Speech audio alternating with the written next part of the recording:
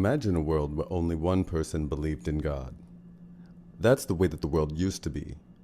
In Parshat Toldot, we get introduced to the world's second monotheist, Isaac.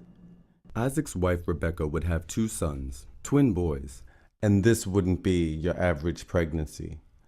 The twins inside of her were running after each other. They were beating each other. They were crushing each other. When she would walk past a house of idolatry, one of the twins would start kicking from one side. When she would walk past the house of Torah study, the other twin would start kicking from the other side. She asked all the women in her village, "Why am I like this?" And none of the women in her village had an answer, so she had to go ask God. And God told Shem, the prophet, "You have 2 nations within you. They're always going to be fighting each other. Eventually one is going to serve the other. The elder is going to serve the younger." The older one would come out all covered in hair and all colored red, and he would grow up to be wicked, a spiller of blood, a hunter, and his name would be Esau.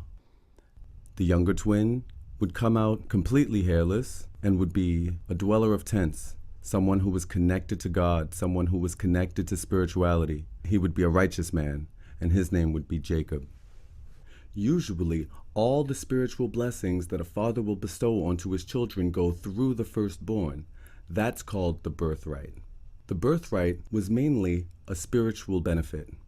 It didn't necessarily come with money or inheritance rights. It was the transmission of the spiritual energy from the father to the children. And with the birthright, the child would have a lot more spiritual power than without it.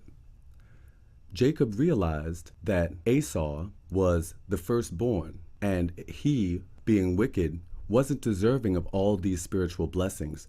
His wife Rebekah realized that too. So Rebekah decided to come up with a scheme by which Isaac would give the birthright to the righteous son Jacob and not the wicked son Esau. But to do that without Esau's knowledge would be stealing. So Jacob, realizing that Esau didn't see all of the spiritual blessings which would come from the birthright, convinced Esau to sell the birthright. Now, something that's so precious and such a spiritual power, you would think would go for a high value.